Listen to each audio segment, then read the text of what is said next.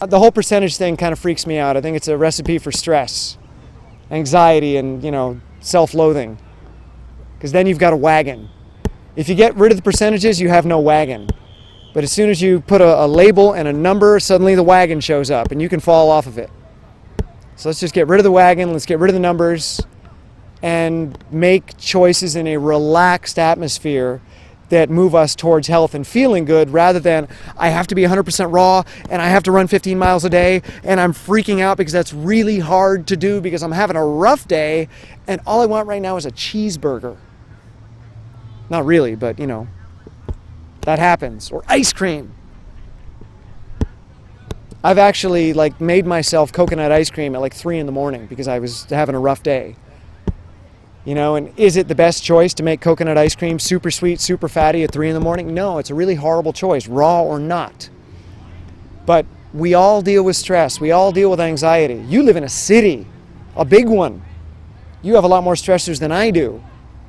You may not realize it because you've just adapted to that level of stress, but there's stress in your life.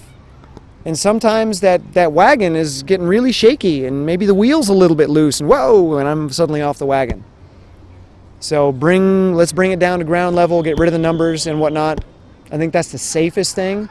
Just make choices that make you feel good. And if one particular day you're freaking out and you eat something that is not part of the diet, that's okay. I don't believe in cheating. I don't believe in that word cheating. I think it's a horrible word. I don't believe that it's a way to set yourself up for success. I think that entire concept of cheating and being strict, I'm a strict raw vegan, a recipe for disaster. When I first started eating a raw vegan diet, I was vegan for 7 years before I started eating raw vegan. And I was punishing myself with food before that, because I had chronic fatigue syndrome and I was severely clinically depressed, which is a recipe for homelessness and death pretty quickly. Because I'm shy, so I'm not the kind of person that asks for help. I was punishing myself with food because of how badly I felt. It was vegan food, but there's a lot of really bad vegan food out there. There are ways to do a plant-based diet wrong. There's a lot of junk food. There's a lot of comfort food. And people have this belief that if it's a plant-based diet, if it's a vegan diet, it is healthy.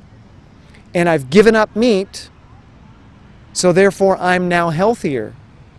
Well, not if you're giving up meat and you're eating cookies and cake and ice cream all day, but it's vegan, so therefore I'm healthier. I never ate a fruit or a vegetable when I was vegan. It was all tan or brown or white. It was all, complex carbohydrates, or tempeh or tofu, things like that. That's all I ate. So I punished myself with those foods because of how badly I felt. And when I switched to a raw diet, I realized very quickly that it was a loving choice.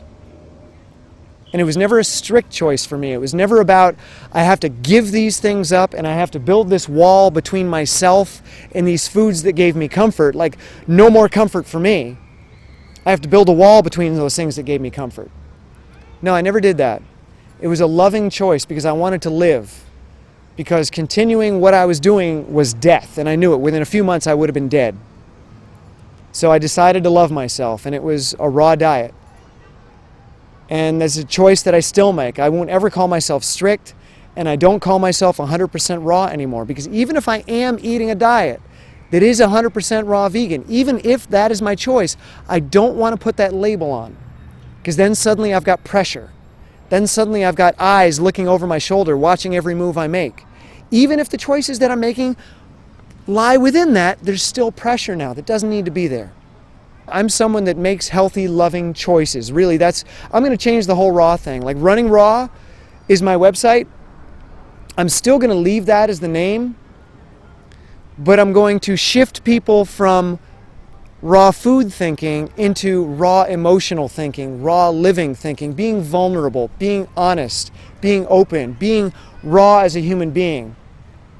Making loving choices and not being tough and macho and building walls around us and having identities and moving in packs and making everybody else wrong. That's not being raw. That's being scared and hiding behind an identity, hiding behind a label. I'm raw vegan and I got a posse, and if you mess with me, dude, we're going to mess you up. So, loving choices. And a loving choice is an additive choice. A loving choice is not one where you take something out of your diet or out of your life. A loving choice is where you add something into your life. Love is about bringing things together. Fear is about separation. Fear is about taking yourself away from something. So if you remove yourself from meat, or if you remove yourself from dairy, you remove yourself from refined sugar, you're doing so because you fear the consequences of eating it. I don't want to get heart disease. I don't want to get diabetes. I fear these things. So I'm making a choice based on fear. But if I'm moving towards health, if I'm embracing myself, and if I'm embracing my potential, I'm making a loving choice, then I move towards vegetables, and I move towards fruits, and I move towards greens. Those are all loving choices.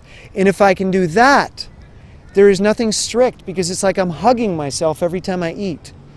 I'm telling myself that it's okay every time I eat.